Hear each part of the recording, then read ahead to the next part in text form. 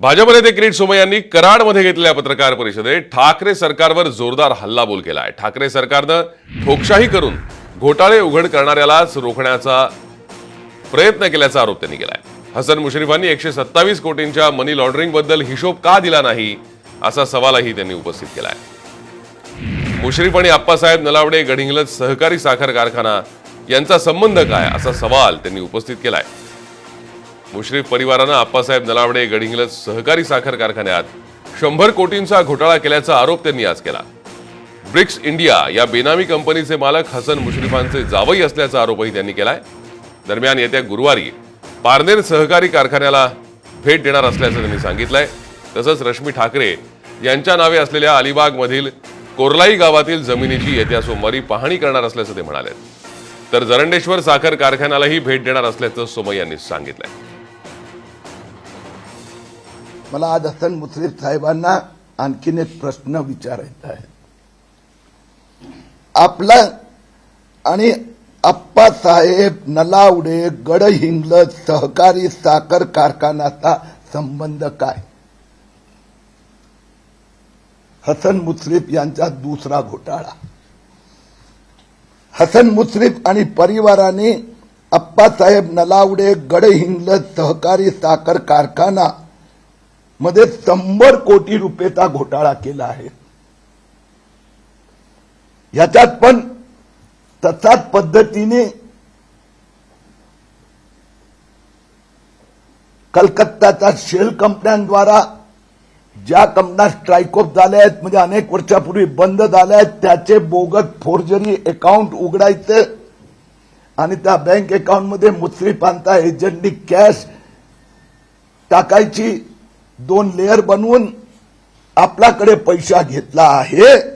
असे 100 कोटी रुपयांचे ट्रान्झॅक्शन आणि या गडहिंग्लज सरकारी कारखान्याचे कागदपत्र मी उद्या मुंबईत ईडी कडे सुपूर्द करणार आहे। ईडी आणि इन्कम टॅक्स विभागाकडे मी गुरुवारी पारनेर साखर कारखान्याची व्हिजिट करणार आहे।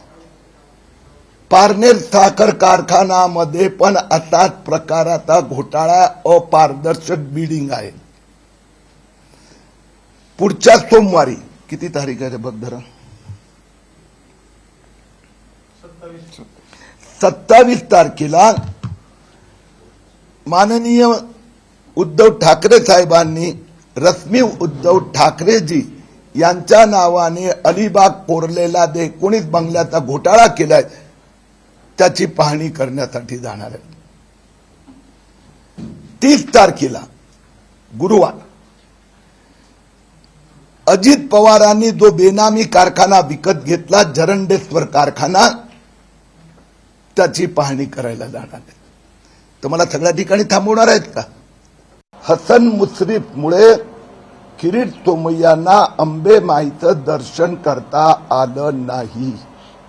ठाकरे सरकारने एक नवीन इतिहासाची आज रचना केली। घोटाळेबाजाचा ऐवजी घोटाळा उघडकीस आणणाऱ्यांनाच अटक केली। तक्रारदारांना तक्रार करताना रोखण्याचा हा इतिहास उद्धव ठाकरेच करू शकतात। आपण पाहतोय किरीट सोमय्या यांनी कराड इथे पत्रकार परिषद घेत हसन मुश्रीफांचा आणखीन एक घोटाळा आज उघड केला। तर यापुढे आणखीन एक घोटाळा हसन मुश्रीफांचा पुढच्या आठवड्यात उघड करणार असल्याचं त्यांनी म्हटलंय। त्याचबरोबर जरंडेश्वर साखर कारखाना, पारनेरचा सहकारी साखर कारखाना इथेही आपण जाणार आहोत। त्याचबरोबर अलिबागला रश्मी ठाकरे यांच्या नावे असलेल्या जमिनीची पाहणी करणार असल्याचंही किरीट सोमय्या यांनी म्हटलंय। या संदर्भात आपण अधिक चर्चा करूयात। आमच्या प्रतिनिधी प्राची कुलकर्णी सध्या आपल्यासोबत जोडल्या गेल्या आहेत। प्राची, आपण पाहतोय काल दुपारपासून खरं तर हा सगळा हाय व्होल्टेज ड्रामा सुरू होता। आज अखेर सोमय्या यांनी पत्रकार परिषद घेत त्यांची नाराजी व्यक्त केली, त्यांच्यावर अन्याय झाला असं त्यांनी सांगितलं। यापुढच्या काळात काही घोटाळे उघड करणार असल्याचंही सांगितलं। मात्र मुंबईतनं त्यांना जर का जी नोटीस बजावण्यात आली होती तिथेच जर का त्यांना सांगण्यात आलं होतं की तुम्ही कोल्हापुरात जाऊ नका, मग ते कराडला का उतरले, हा प्रश्न फार महत्त्वाचा आहे। त्याचं उत्तर मात्र सोमय्या देऊ शकले नाही। काय नेमकं घडलं कालपासून?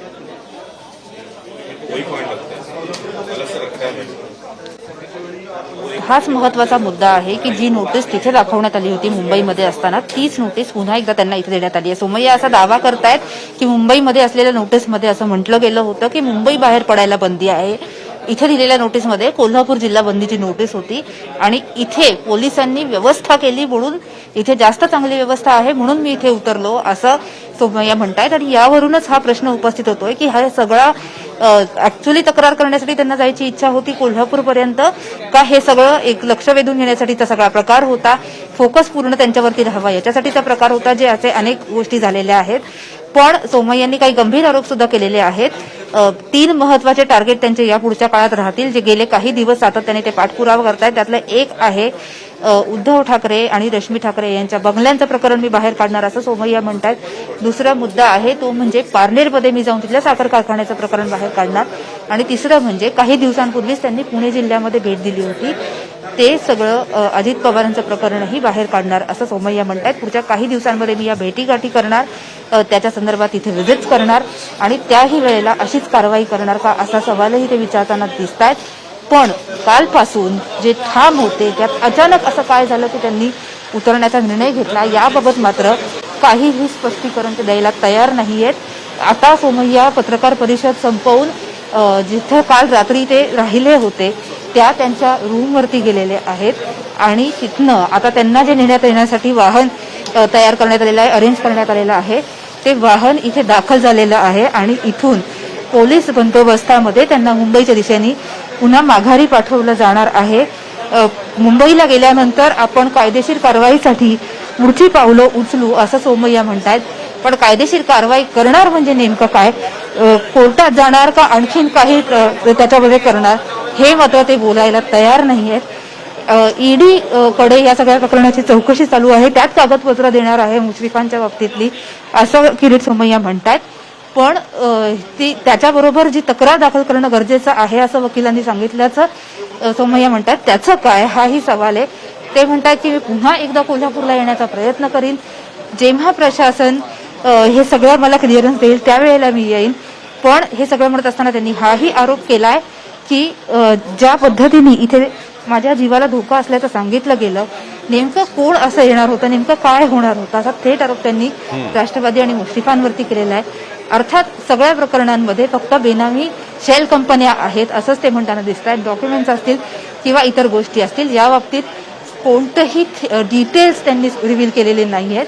आणि पुन्हा पुन्हा मग हाच मुद्दा उपस्थित होतोय की हे सगळे जे आरोप आहेत ते राजकीय उद्दिष्टांनी केले जात आहेत का खरंच त्यामध्ये तथ्य आहे, त्यामधनं काही साध्य होणार आहे का.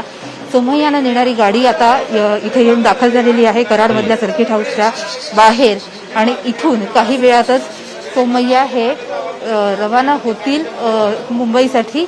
इथे जे स्थानिक कार्यकर्ता आहेत त्यांच्या गाड्या मागवण्यात आलेल्या आहेत आणि त्याचबरोबर त्यांना पोलीस बंदोबस्तही मोठ्या प्रमाणात दिला जाणार आहे. आणि त्यानंतर या बंदोबस्तातच सोमय्या हे पुढे मुंबईच्या दिशेने थेट जाणार आहेत. मुंबईत गेल्यानंतर पुढची पावलं उचलू असं सोमय्या सांगतायत. पण मग कराडपर्यंत येण्याचा उद्देश नेमका काय होता हाही प्रश्न या निमित्ताने उपस्थित होताना दिसतोय.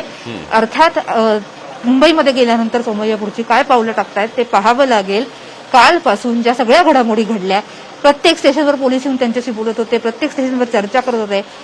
याच नोटीस जी नोटीस सुरुवातीला दाखवली होती तीच नोटीस शेवटपर्यंत कायम होती, ज्याची कॉपी आपल्याकडे आपण बघतोय. कालपासून खरं तर हा सगळा हाय व्होल्टेज ड्रामा दुपारपासून सुरू झाला होता. सोमय्या कराडमध्ये का आले, मग मुंबईतच का थांबले नाहीत, त्याचबरोबर आता कराडमध्ये येऊन त्यांनी पत्रकार परिषद घेऊन आणखीन काही घोटाळे उघड करणार असं सांगितलंय. आता मुंबईत आल्यावरती सोमय्या काय कायदेशीर कारवाई करतात का, त्यासाठी काही प्रयत्न करतात का, हे पाहणं महत्त्वाचं ठरणार आहे. तुर्तास धन्यवाद या सविस्तर माहितीसाठी. इथल्या ताज्या अपडेट्स तुमच्याकडे जाणून घेत राहू. हसन मुश्रीफ यांच्यावर घोटाळ्याचे आरोप करणारे किरीट सोमय्या आज पुन्हा पत्रकार परिषद त्यांनी आज घेतली आणि त्यानंतर त्यांच्या आरोपांना उत्तर देण्यासाठी आता हसन मुश्रीफही पत्रकार परिषद घेणार आहेत. सकाळी 11 वाजता हसन मुश्रीफ पत्रकार परिषद घेणार आहेत. सोमय्यांच्या आरोपांना ते काय उत्तर देतात याकडे सगळ्यांचं लक्ष असेल. हसन मुश्रीफ यांचा आणखीन एक घोटाळा त्यांनी उघड केला होता आजच्या पत्रकार परिषदेत. पुढील आठवड्यात आणखीन एक घोटाळा उघड करू असं ते म्हणाले. आता या सगळ्याला मुश्रीफ काय उत्तर देणार हे पाहावं लागेल. महाविकास आघाडी सरकारचं विसर्जन व्हावं ही जनतेच्या मनातली इच्छा आहे. भाजप नेते गिरीश महाजन यांनी सरकारवरती टीका केली आहे. जळगावमधील कार्यक्रमात ते बोलत होते. यावेळी राज्यातील जनता त्रस्त झाली असून भाजप सरकार आल्यावर सर्वांना न्याय मिळेल असं गिरीश महाजन म्हणाले. आघाडीचं विसर्जन व्हावं हे आम्हालापेक्षा जनतेलाच वाटतंय. आज आपण जे बघतायत की आज जनता जी त्रस्त झालेली आहे, मग शेतकऱ्यांचे प्रश्न आहे, सर्वसामान्य माणसाचे प्रश्न आहे, विजेचे प्रश्न आहे, सगळेच प्रश्न सगळ्या ऐरणीवर आलेले आहेत. विद्यार्थ्यांचे प्रश्न असतील, परीक्षेचे प्रश्न असतील, MPSCचे विद्यार्थी असतील, सगळ्यांचे प्रश्न आहे. आज हे खरं म्हणजे अशी वेळ कधीही या राज्यावर आली नाही, अशी वेळ आज या सरकारने या राज्यावर आणलेली आहे. आणि म्हणून आम्हालाच नाही, आम्ही तर विरोधी पक्षाचे आहोत, आम्हाला वाटेलच, परंतु आता जनतेच्या मनामध्ये आहे की आता इथे बदल झाला पाहिजे आणि या ठिकाणी भारतीय जनता पक्षाचं राज्य येईल, कुठेतरी मग त्यांना दिलासा मिळणार.